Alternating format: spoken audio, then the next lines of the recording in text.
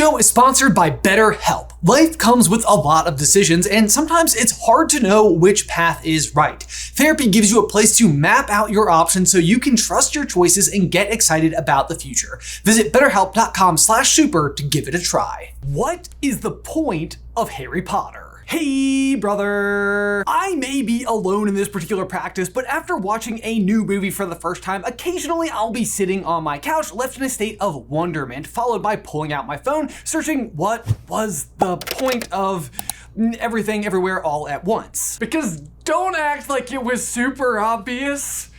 Maybe it was. The rocks, you know? The rocks. Ooh, and also it's about family and finding purpose in life. Dang, that does hit. But it also left me with a bit of a challenge to myself, because I've been a fan of the Harry Potter saga since it first came out. I had the Harry Potter themed bedroom, went to the midnight book releases, and it was the first subject of what was arguably my first conversation with my now wife, Alice. And I say arguably because we sat a few seats apart in our business law class back in college, and I had a huge crush on her, and after weeks worked up the courage to send her a message to say hello. She unfortunately didn't respond, but then 7 years later, I commented on a picture of her trying to open a gigantic Andy's door from Toy Story on Instagram, and then she sent me a message on Facebook, and we met for a coffee where I told her I was writing a script about Harry Potter for my YouTube channel, and she told me she was planning a Harry Potter party and was going dressed as the Golden Snitch. Needless to say, it was love at 7 years later. How fitting for Harry Potter. Anyway, the point is, this story has had a profound impact on my personal life, so I found myself wondering not so much if I could, but how I would personally answer the question, what is the point of Harry Potter? So I guess today, we're gonna find out.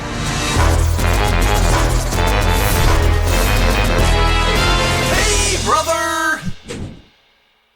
Okay, so Harry Potter, what's the point?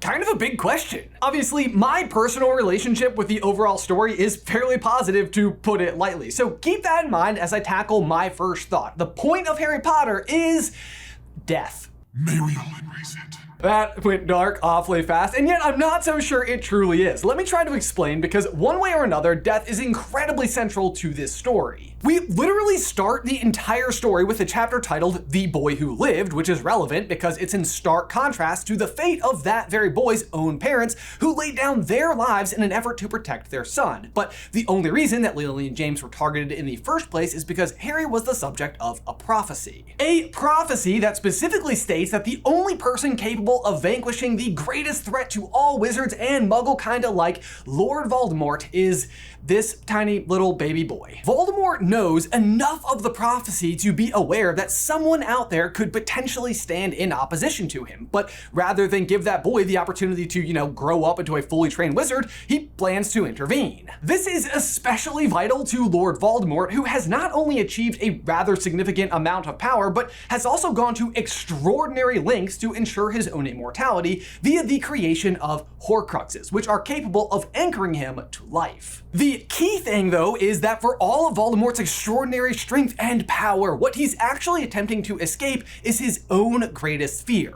which is death. Voldemort's fear of death is the catalyst for the entire story, and much of the saga will continuously use death symbolically as well. For example, Harry's continued isolation is often in large part due to death. He loses his parents as a baby, Sirius Black steps in as a kind of father figure, providing a sense of comfort and a potential home, and Harry loses him at the Department of Mysteries. Similarly, Dumbledore provides a sense of wisdom, information, and safety, a highly talented wizard who at any point could stand between Harry and danger. And right as Voldemort has returned to peak power, Dumbledore falls.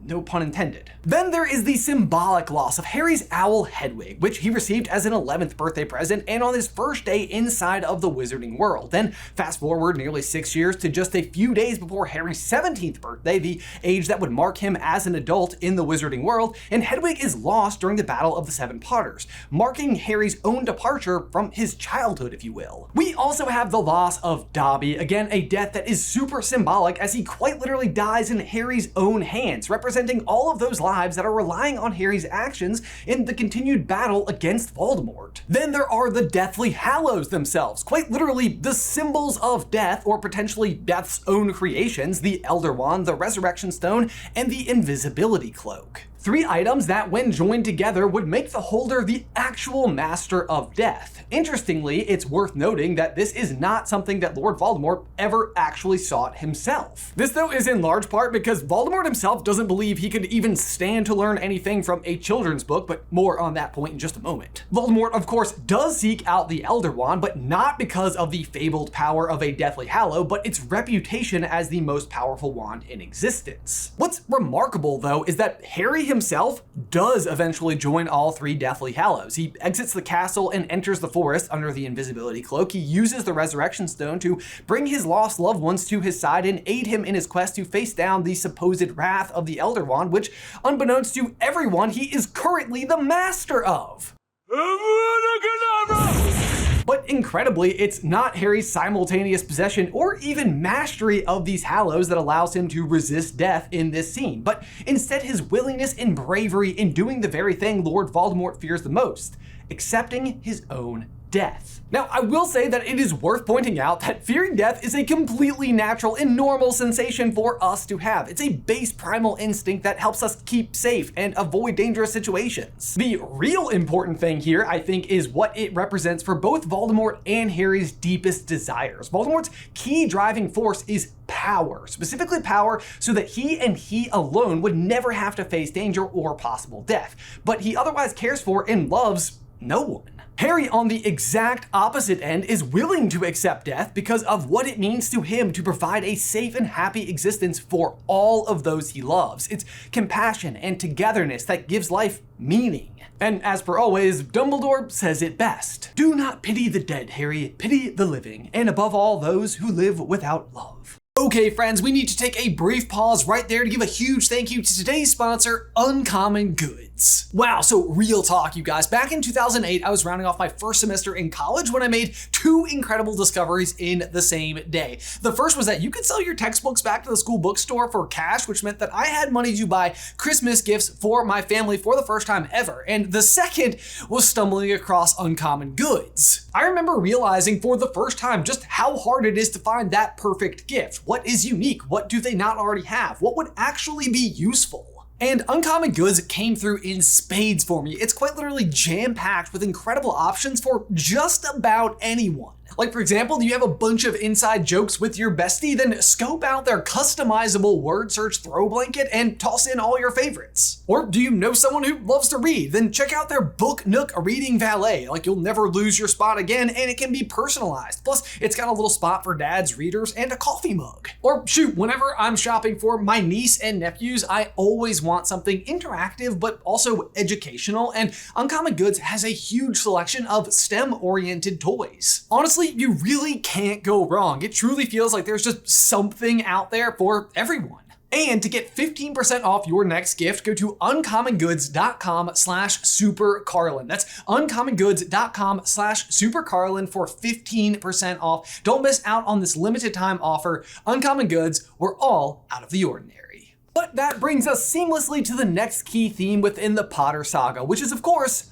love. I mentioned just a moment ago that it's Harry's willingness to accept his fate in the forest that allows him to survive his encounter and the Avada Kedavra curse for the second time. However, this is not totally giving the whole story. What Harry's willingness to die allowed for was the curse to attack and destroy the piece of Voldemort's soul that resided within him. The thing that actually keeps him alive is the same thing that first kept Harry alive when Voldemort attacked all those years prior. It's Lily's sacrifice. A sacrifice that Lily is making out of love for her child, and because that sacrificial protection exists in Harry's blood and Voldemort used that blood to return to his physical form in the graveyard of Little Hangleton, Harry is tethered to life in a similar manner to how Horcruxes tether Voldemort to life. Personally, we here at SuperCarlinBrothers have always affectionately referred to this as a love crux. But otherwise, love is highly prominent and incredibly important through the series over and over and over again. In fact, Dumbledore even regards it as the key ability that Harry possesses that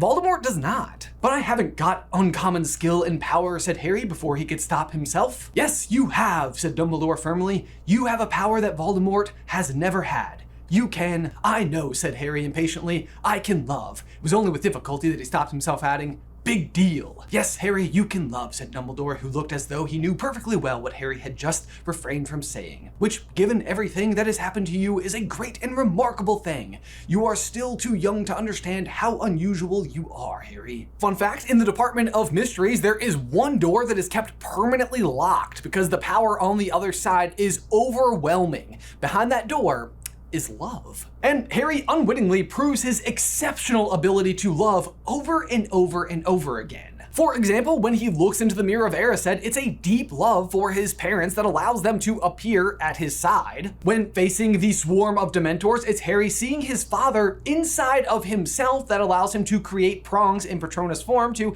save his godfather, Sirius Black. And it's Harry's ability to love that ensures a one-way connection between himself and Voldemort. On the one hand, Harry is able to gain valuable insight by entering into Voldemort's mind, but Voldemort himself learns at the Battle of the Department of Mysteries that he's not able to do the same. Because when he tries by possessing Harry's body, he discovers it causes him excruciating pain, which again is in contrast to Voldemort's own inability to love. And this is represented in some ways even by way of his own birth, which is the product of his mother's use of a love potion to ensnare the Muggle, Tom Riddle Sr. And then finally, Snape's love for Lily is one of the most unexpected but otherwise massively important factors to quite literally everything. Snape is playing both sides the whole time, but it's this very reason that Dumbledore is willing to trust Snape with such ironcladdedness. Just totally a word. And now, to be fair, the concept that love conquers all isn't maybe entirely unique to this particular story, but it is consistent, prevalent, and vitally important both thematically and to the conclusion of the overall plot. But that leads us to our final key theme of the saga. Acceptance, the ability to find meaning no matter where you look. It's the last and vital detail that I think this story outlines. Harry has this unfailing ability to care for others and see the good where others do not, while Voldemort, on the other hand, that which Voldemort does not value, he takes no trouble to comprehend. Of house elves and children's tales, of love, loyalty, innocence, Voldemort knows and understands nothing. Nothing. That they all have a power beyond his own, a power beyond the reach of any magic, is a truth he has never grasped. As much as anything else, Harry is able to excel in this regard over and over and over again. He is willing to accept others for exactly who they are, and that acceptance builds trust, and that trust enables others to come to Harry's aid in a way that simply can't be made any other way. I'd like to think of it like this. Voldemort attempts to ensure his existence not by forging friendships or entrusting his comrades, but by taking pieces of his own self and stashing them inside of objects, aka his Horcruxes. Harry, on the other hand, has a completely different approach. It's not even a strategy, but simply who he is as a person. Which is to say that Harry sees the good in everyone, whether it's Sirius Black, the outlaw, Dobby, the house elf, Lupin, the werewolf, Hermione, the Muggleborn, Hagrid, the half-giant, Luna, Neville, the Weasleys. Some may write any of these off for one reason or another, but Harry never does. Voldemort thinks he can't die because he has those 7 objects that were so important and valuable that he deemed worthy of standing between him and death. Harry, on the other side, is willing to die because of the loyalty he's shown to these people, the ones he knows will continue his mission in his absence. And Neville is the ultimate example. After Harry is believed dead, he steps forward, unwilling to face defeat or abandon their goals or the loyalty Harry has shown them. Now, of course, Harry isn't actually dead inside of this moment, but even if he was, it wouldn't matter because Harry lives on through these people, through those connections. Harry doesn't have to store his soul in magical containers. He left a piece of himself in the people he cared for and trusted. The exact sentiment, I think, is actually listed on Kendra Dumbledore's own gravestone. It reads, "Where your treasure is, there will your heart be also." But I personally always found that line to be just a tad cryptic. So instead, you could even say the real Horcruxes are the friends you made along the way. But there you go, guys. I have now covered this story for years on end. It is quite literally my job, and my personal take on the story is that the 3 key themes and the 3 meanings of the story are love, acceptance, and Death!